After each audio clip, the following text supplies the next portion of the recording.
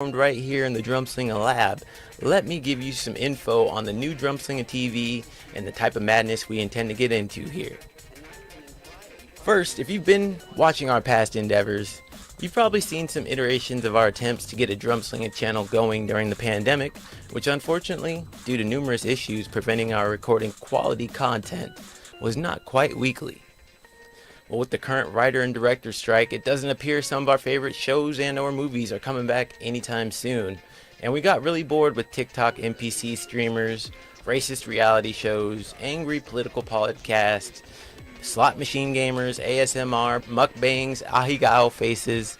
So we wanted to make something for junglists by junglists. But not just for the old heads in the back of the room with their arms folded. They want to fight about how you didn't use enough compression on that snare sample, but rather a fun, authentic show where we open it up and enjoy ourselves. This time, we're coming back strong with 3 shows a week, recorded here in a proper lab studio, with new guest DJ mixes, artist spotlights and interviews with talented junglists here in LA and beyond, new music from the lab here every week on Tuesdays, more crazy videos, and wild original content. This time, we're just going to be authentic, play quality D&B, talk crap, hopefully occasionally make sense, make comedic content, make music, and make this an authentic place to give new and established LA drum and bass and electronic music artists as a whole a platform to make noise on the global stage. We are now also accepting music submissions and guest mixes from Los Angeles area and worldwide jungle and drum and bass and house music artists to be featured either during Tuesdays fresh from the lab or on Drumslinger SoundCloud page as well. We encourage everybody watching that makes music or DJs mixing out there looking to help us make some noise. Email us at drumslingatv@gmail.com. It's also on the bottom of the screen here. And we will be happy to feature your mixes and music on our streams and shows. So that brings us to the schedule, which I fully intend to stick to, of our streamed Drumslinger TV content.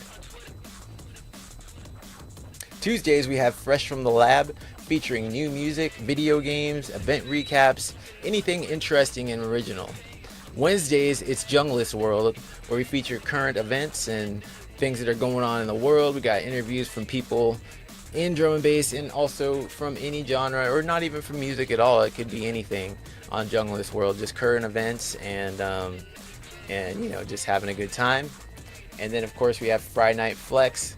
This is the first one, and this is where we feature live mixes from myself, the Darkitect, other Drumslinger fam DJs and producers, and hopefully you as well. Weekly fresh jungle, drum and bass, house live mixes to get the weekend kicked off proper. Also, as a fun little Easter egg, throughout the week you may catch me on late night running Darkitect After Dark, where I'll be streaming video games, watching MXC and internet videos, screaming obscenities into the darkness, etc. And that's usually going to be kicking off between 11 p.m. and midnight and going till question marks. So if you want to join me for any of that madness, the links are right here for where you can catch our new channel. So for myself and the rest of the Drumslinger fam, I say welcome to the new Drumslinger TV. Drum runners, it's time to get your fix. Oh, one final thing before we get into this over an hour and a half mix. Here's a clip, a sample of what's to come from Wednesday's Junglist World. Check it out. Just last year, streaming media giant Netflix released a movie called Judas and the Black Messiah, which depicted civil rights thought leader and Black Panther member Fred Hampton, who was eventually assassinated by the CIA for his attempts to unify with other fringe community political action organizations of different races and beliefs, even the KKK, and other controversial organizations, citing the government has wronged all citizens similarly and forming a united front in the interest of the American people rather than just one race or group could actually force change and force politicians to consider the concerns of everyday people within those who govern. Although police brutality has decreased since the 60s, we still see cases like George Floyd, Eric Garner, Trayvon Martin, and Breonna Taylor to illustrate this problem is still very much an issue today as well. The very first president ever, George Washington, tried to warn us against putting too much stock and power in the party system, which now appears to dominate modern US political discourse for fear of misuse of this two-party binary by career politicians to maintain power and weaken the unified voice of the American people by keeping them forever mired in senseless, perpetual socioeconomic conflict based on perceived division based on race, religion, and political beliefs, with little regard for the effect it can have on the mental health of a nation as a whole. So I guess that I say all this to illustrate, with large scope hot button issues facing the country such as COVID, an impending nuclear war, possible complete financial collapse, inflation, it's definitely given me time and reason to contemplate, if not only for my own curiosity, but for my love of our great nation and people in it, why those who lead us are allowed to lead us, and why such tactics of divisiveness are used to such high effect to pacify the people and push occasional seemingly mindless political agendas forward. It would appear that as a nation, we have never been able to see what we could actually be as a unified group of citizens. In most instances, the discussion has always been, oh no, not another greedy Republican in office, or great, another bleeding heart liberal Dem, instead of, what do I and my family want and need to survive and thrive and for a better future? In blindly subscribing to this two-party system, are we not all, both Democrat and Republican, supporting some things we don't fully agree with or understand, and not supporting some we do because the leader of the party we seem inexorably tied to decided it was best?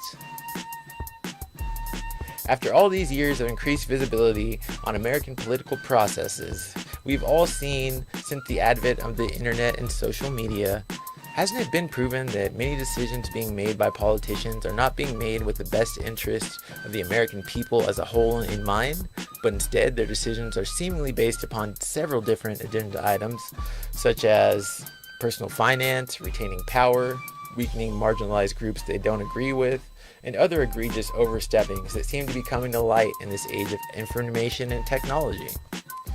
As a people, Americans have always seen the potential of unity.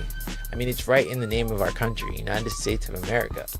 In a way, should it be a surprise that politicians looking to retain ultimate power know that breaking up that unity through divisive politics and propaganda is a great way to stop us from realizing, as the governed people of America, united, those in power must listen, as without us, the unified people, there's no one left for the leaders to govern. The power of guns, bombs, violence are great and devastating, sure, but they pale in comparison to the strength of a unified people with a unified and simple goal: freedom. So yeah, I just don't know what the future holds, but at the end of the day, being at each other's throats for arbitrary things like religion, race, and all those kinds of things, it's not really doing us any good. It's not giving us any more power. And at the end of the day, you know, unless we're rich, most of us are all going to be downtrodden in pretty similar ways. So, I don't know. I think the best thing to do, instead of trying to find the differences between you and your sisters and brothers and other people, we should be trying to come together and have some love and really be able to fix the issues that are out there. And there's a lot of them. But, you know, we don't make them better by stepping on each other to try to get our goodies. And that's all I got today for the soapbox.